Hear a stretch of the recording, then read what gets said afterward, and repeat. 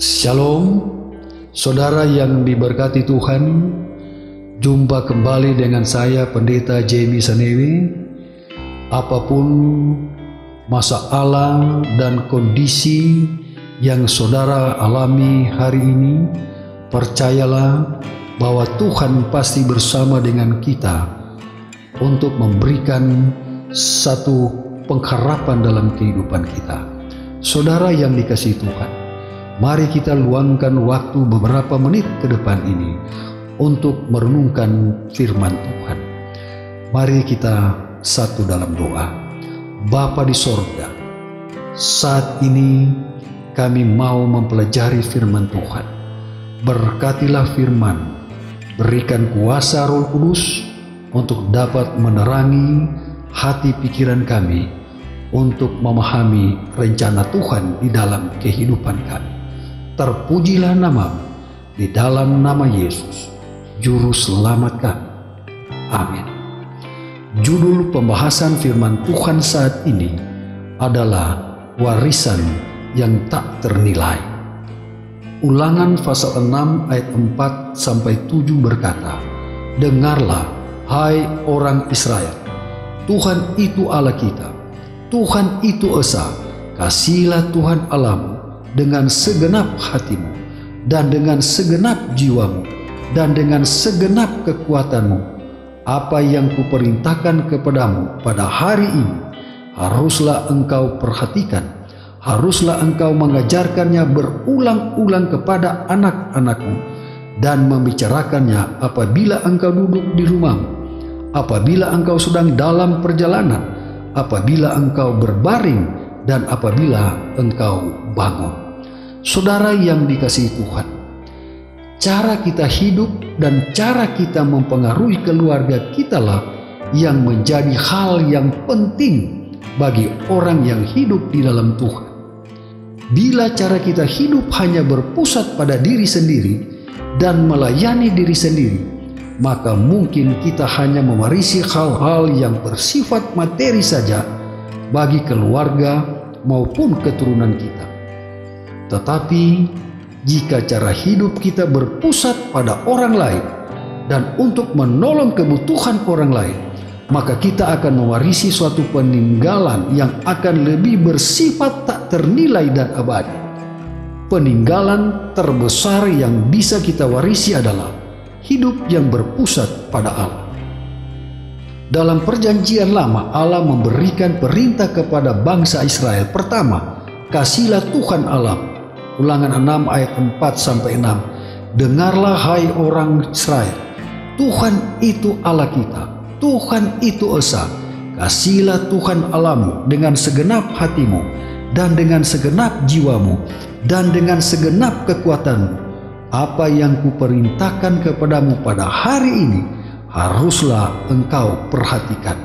Saudara yang dikasihi Tuhan, dengar firman-Nya, perhatikan apa yang menjadi ketetapannya. Kalau kita benar-benar mengasihi Tuhan, maka kita akan melakukan segenap perintah-Nya. Dengan melakukan segenap firman-Nya, maka diri kita akan memberikan teladan bagi keluarga maupun keturunan kita. Semua itu harus dimulai dari diri sendiri. Yang kedua, ajarkan berulang-ulang. Ulangan 6 ayat 7 firman Tuhan berkata, "Haruslah engkau mengajarkannya berulang-ulang kepada anak-anakmu, dan membicarakannya apabila engkau duduk di rumah, apabila engkau sedang dalam perjalanan, apabila engkau berbaring, dan apabila engkau bangun." Roma 10 ayat 17 firman Tuhan berkata, "Jadi iman timbul dari pendengaran, dan pendengaran oleh firman Kristus."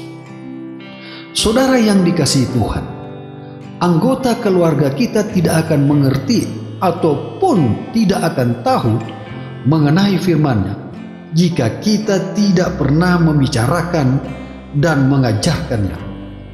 Ajarkan firman-Nya berulang-ulang, kapan dan di mana saja kita berada.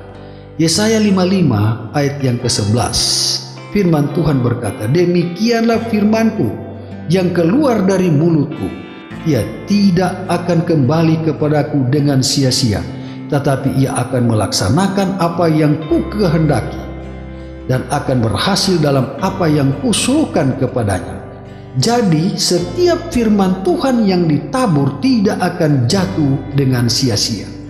Saudara yang dikasihi Tuhan, Tuhan tidak hanya memerintahkan bangsa Israel untuk melakukan firman-Nya pada zaman itu, tetapi pada zaman sekarang ini Tuhan juga menginginkan anak-anak-Nya untuk melakukan hal yang sama, yaitu mengasihi Dia dengan segenap hati dan mengajarkannya pada keluarga maupun keturunan kita untuk melakukan hal yang sama. Saudara yang diberkati Tuhan, hal ini merupakan warisan yang tak ternilai harganya, yang abadi dari generasi ke generasi, yang menyenangkan Allah hingga ke dalam kekekalan. Lakukan firman-Nya, praktekkan dalam hidup kita masing-masing. Ajarkan firman Tuhan kepada anggota keluarga kita berulang-ulang, kapan, di mana saja kita berada. Saudara yang dikasihi Tuhan, semoga renungan firman Tuhan ini dapat memberikan kekuatan iman dan rohani kita. Tuhan Yesus memberkati kita semua adalah doa harapan kita bersama. Mari kita berdoa. Tuhan Bapa di sorga, terpujilah nama-Mu Tuhan.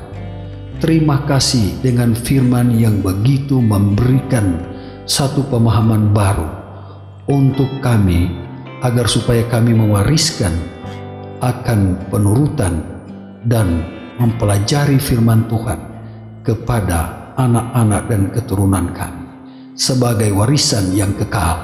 Terima kasih Tuhan. Di dalam nama Yesus, Juru Selamat kami. Amin.